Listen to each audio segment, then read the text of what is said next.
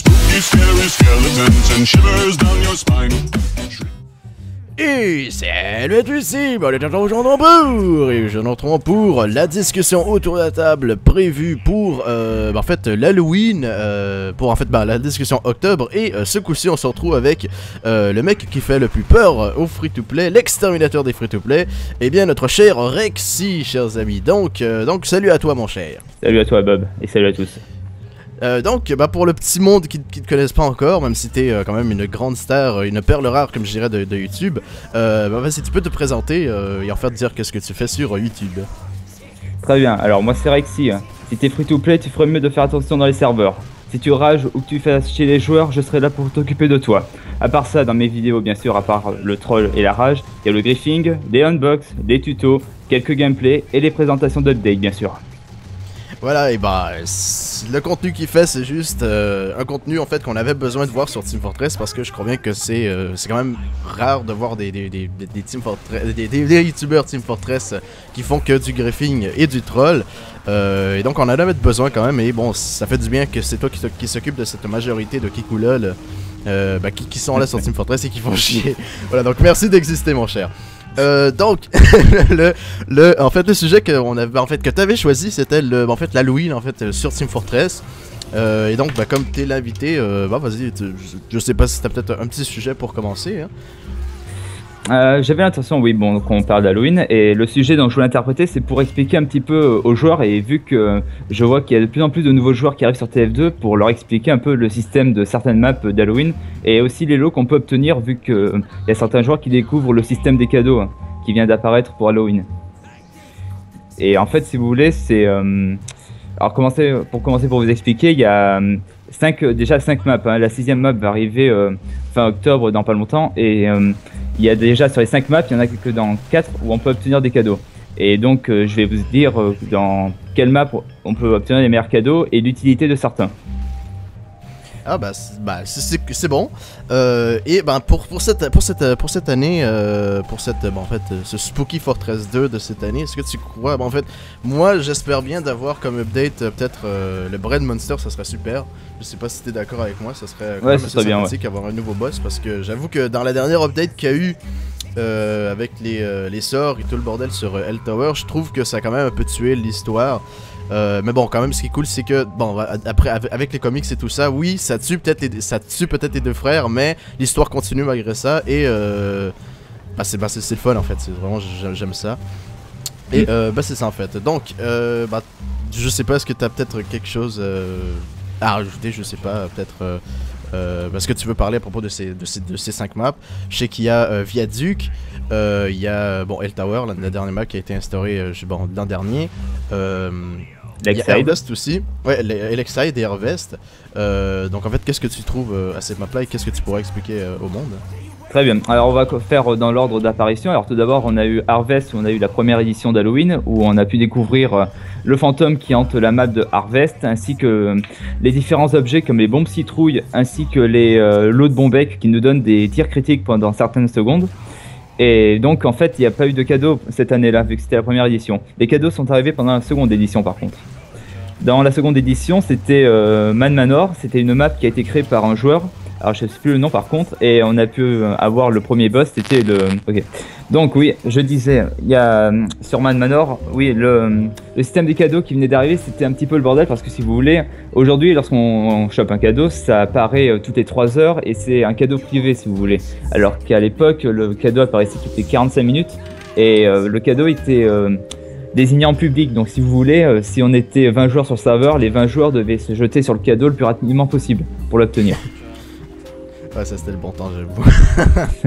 Mais j'avoue que quand même, ça reste avec les cadeaux, c'est quand même pareil, hein. Je veux dire, il y a encore des cadeaux qui sont sur encore sur les dernières maps qui ont été instaurées, et pareil, hein, quand il y a un cadeau, tout le monde se garoche pour essayer d'aller le trouver, tout le monde se tue pour essayer de le trouver.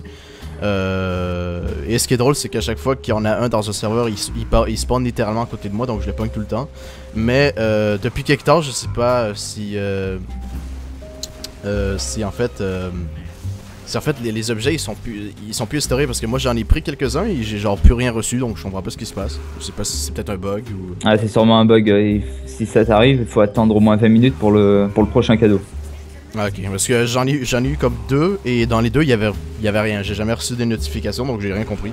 Mais bon, voilà, c'est tout. Ensuite, il y avait, je crois bien dans la map...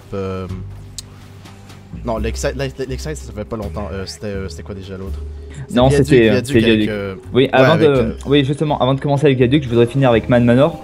Ceux qui veulent choper les cadeaux de Man Manor, je vous déconseille fortement parce que là-bas vous allez choper les masques d'Halloween. Et les masques d'Halloween, ils coûtent pas vraiment très cher dans le trade. Et ça vous servira juste à crafter le masque de Saxton Hell. Et si vous voulez choper le masque de Saxton Hell, ben, c'est facile aussi dans le trade. Et le seul atout que vous pouvez avoir, c'est que vous pouvez être immunisé face au bout du cavalier sans tête, tout simplement. Ah, ça je savais pas, c'est quand même intéressant. Ensuite de ça, il y a eu Viaduc où on a eu le Monoculus. Alors là aussi, c'est côté cadeau, c'est un peu plus différent là aussi parce que là vous pouvez vous faire une petite affaire si vous chopez les cadeaux seulement si vous êtes dans l'Underworld si vous voulez. Lorsque vous allez sur Viaduc, vous avez les cadeaux qui apparaissent soit dans le monde de base, soit dans le monde Underworld. Monde Underworld qui est accessible seulement lorsque le Monoculus se téléporte. Le truc qu'il faut savoir, c'est que si vous prenez le cadeau dans la map de base, vous allez choper un costume d'Halloween en mode normal, alors que si vous le chopez dans l'Underworld, il sera hanté. Et il faut savoir que les premiers costumes de TF2 en version hantée coûtent un peu cher en ce moment. Ah ben c'est clair, hein, c'est la période spooky, donc c'est normal. Mais j'ai juste une petite question à propos... à propos du système de trade, parce que toi t'es quand même, j'imagine, pas mal là-dessus. Qu'est-ce que tu penses en fait du système de trade avec la communauté qui mettent maintenant des chapeaux sur Team Fortress pour justement à l'Halloween? Qu'est-ce que t'en penses? Est-ce que tu trouves que ça aide l'économie ou que ça l'empire? Je sais pas.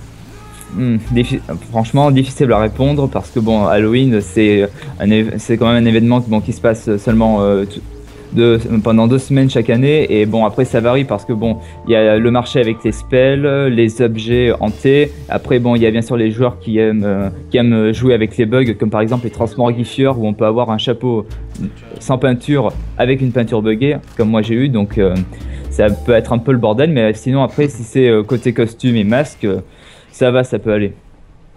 Ok ouais. Ensuite, ensuite dans les maps, c'était laquelle qui venait après Ensuite de ça, c'était l'Exide où on devait se battre face à Merasmus. Et côté cadeau, c'est là où il y a les meilleurs vu qu'on a les spells d'Halloween. Ouais, il y avait aussi le comic avec Merasmus qui était quand même super marrant, qui était quand même super sympathique aussi. Ce qui est cool, c'est que ça nous a aussi montré, en fait, avec les comics, ça nous a aussi montré, en fait, toute l'histoire, en fait, comment le démo a perdu son œil et tout le bordel. C'est quand même sympathique et j'aime aussi les petits clins d'œil qu'ils mettent, quand par exemple dans la dernière mise à jour ou quand on se bat contre le Monoculus. En fait, quand je joue le démo, parfois le démo il dit ah mais hey parce que voilà l'œil qui est en train de shooter des roquettes, c'est tout simplement l'œil du démo. Ensuite, je sais pas si ça, en fait, je sais pas si, en fait, avec les nouveaux, les objets qui ont été instaurés pour l'Halloween, est-ce que tu crois que c'est quand même assez sympathique de Valve, en fait, de mettre la possibilité de mettre, par exemple, un chapeau Halloween que pour Halloween ou que pour une pleine lune? Est-ce que pour toi c'est bien ou non? Franchement, je vais dire que c'est bien parce que il faut savoir que maintenant Valve côté chapeau sur Team Fortress c'est devenu, je vais dire une apocalypse. Putain mais une. J'ai vraiment du mal ce soir, excuse-moi. Une apocalypse, on va dire, parce que Valve quand même ajoute énormément de chapeaux chaque année et comme on a pu voir Halloween dernier, c'était quand même une centaine de chapeaux ajoutés et franchement traîner avec une centaine comme ça, traîner avec un serveur et qu'avec ces mêmes items, ça ferait pas super beau. Alors autant laisser un mode Halloween pour pouvoir mixer un peu entre les objets de base et ceux d'Halloween. Mais est-ce que ça fait déborder par exemple en fait le trade, le système de trade et tout le bordel en fait avec tous les chapeaux qui ont été instaurés depuis les dernières mises à jour? Alors ça peut dépendre parce qu'il y a certains chapeaux qui ont plus d'atouts que d'autres, il y en a certains c'est juste de la déco alors qu'il y en a que pour décorer le personnage je veux dire, et il y en a d'autres c'est pareil sauf qu'il y a des atouts comme par exemple les têtes d'oiseaux où on a les phrases spéciaux pour les personnages, la tête de poney aussi et... Il y a aussi certains bugs, comme par exemple, je sais pas si certains le savent, mais il y a un misc pour le pyro qui s'appelle l'appendice répugnant. Et ce chapeau en hanté coûte quand même un peu plus de 15 €. Et cela était dû apparemment à un bug de Valve côté capture d'objets sur Helltower. Ah ok, ça c'est bien. Ensuite, c'était Hell Tower, j'imagine, hein, pour la dernière map. Ouais, Hell Tower. Là, côté cadeau, là, c'est moins intéressant parce que si on le chope, on aura un costume non craft et non échangeable. Et si vous avez de la chance, vous avez une page de grimoire. Mais la page de grimoire, c'est juste pour faire évoluer votre grimoire, si vous voulez. Ouais, est-ce que t'as été quand même satisfait avec la dernière mise à jour de Halloween qu'il y a eu avec Hell Tower et tout le bordel? Excuse-moi, j'ai mal entendu. Est-ce que t'avais été en fait comblé avec la dernière mise à jour avec Hell Tower, en fait avec tous les spellbooks et tout le bordel qu'il y avait sur Hell Tower justement, avec les spooky skeletons et tout le bordel?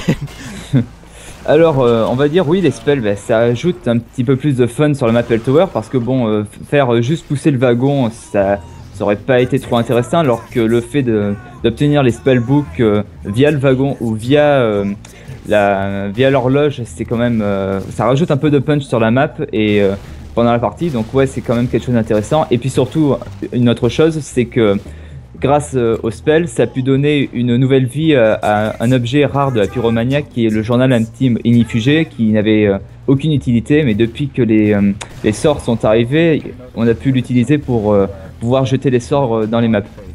Ah, c'est cool.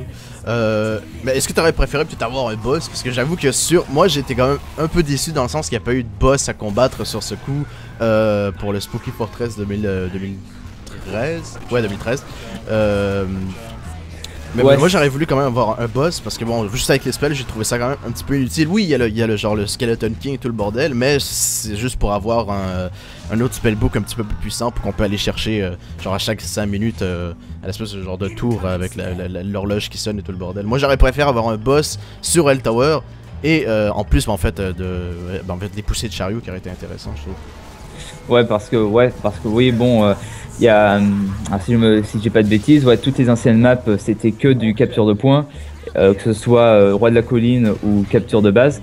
Et ouais, c'est vrai que avec les wagons, ça change un peu, et le fait qu'ils aient pas ajouté de boss, c'est vraiment dommage. Mais au moins avoir ajouté une seconde partie de la map, c'est-à-dire l'enfer où on doit capturer le grimoire, ça rajoute un petit peu plus de punch aussi sur la map Hell Tower, je trouve.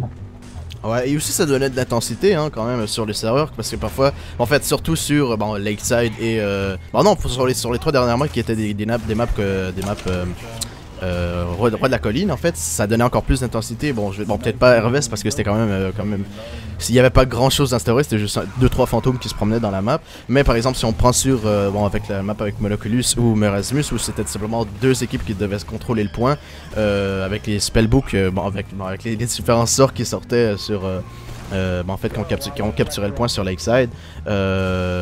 En fait, ça donnait vraiment plus d'intensité. Et en plus, ce qui était génial, c'était de voir vraiment les 2 équipes qui coopéraient pour simplement tuer en fait Monoculus ou Merasmus en fait. Et ensuite, quand ils partaient, le bordel recommençait. Ça s'entretuait par millions quoi. Moi je trouvais que c'était beaucoup plus intéressant quand même avec ça. Ouais, ça va parce que ça fait travailler beaucoup la coopération entre les 2 équipes, alors que sur Hell Tower, il y a les équipes qui s'entretuent juste pour essayer de choper les spellbooks les plus puissants ou bien pour échapper au squelette, bien sûr. Ouais. Et bon, il y a quand même aussi 2-3 petits free-to-play qui arrivent et ruinent tout le bordel, mais voilà, quand il y a un gros Monoculus qui te shoot dans la face, c'est clair qu'il va pas tenir longtemps. C'est sûr. Ensuite, sinon, pour les nouveautés qu'il y a eu sur, en fait, dans tous les derniers mises à jour d'Halloween, est-ce que tu as été satisfait ou non? Est-ce que tu voudrais voir, qu'est-ce que tu voudrais voir aussi de nouveau peut-être pour cette année, je sais pas. T'as peut-être des attentes, je sais pas. Alors franchement, pour cette année, c'est spécial parce que bon, cette année déjà, ce que je souhaiterais voir, bon, c'est un vrai boss comme on a eu pendant comme le Monoculus et Merasmus déjà. Pour la map, bon, on verra bien ce qu'on va avoir cette année. Côté cosmétique, quand même, limiter les cosmétiques et si possible ajouter plus d'armes sur le thème d'Halloween, ce serait vraiment bien ça. Ouais. Et un truc aussi que je voulais dire, il y avait quoi aussi? Je sais plus si ça revient, je dirais quand même. D'accord. Ah si, oui, si. Alors oui, il y aura aussi côté objet inhabituel, donc il y aura peut-être aussi des nouveaux effets de chapeau inhabituels, ou bien sinon cette année ce sera des taunts inhabituels.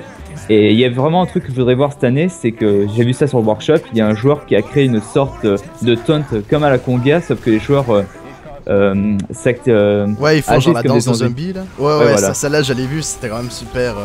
C'était vraiment badass. En fait, avec la communauté, il a fait toutes les créations.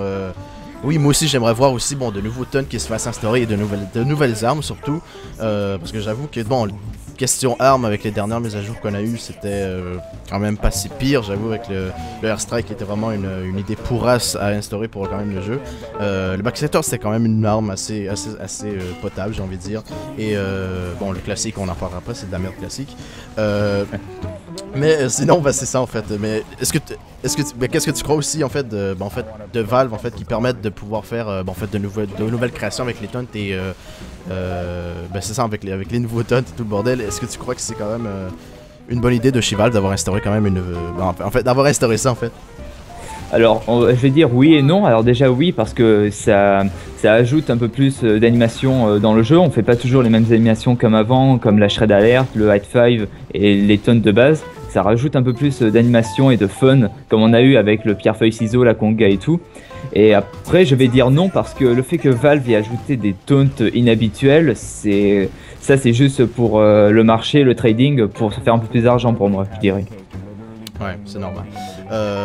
Et aussi ça aussi, ouais, comme tu avais dit, j'attends aussi avoir peut-être de nouveaux chapeaux inhabituels qui se fassent instaurer, parce que j'avoue que dans tous les derniers, je sais pas si dans les boîtes, en fait dans les derniers mois qu'ils ont été instaurés, on peut aussi trouver encore des unusual, j'imagine que oui, hein.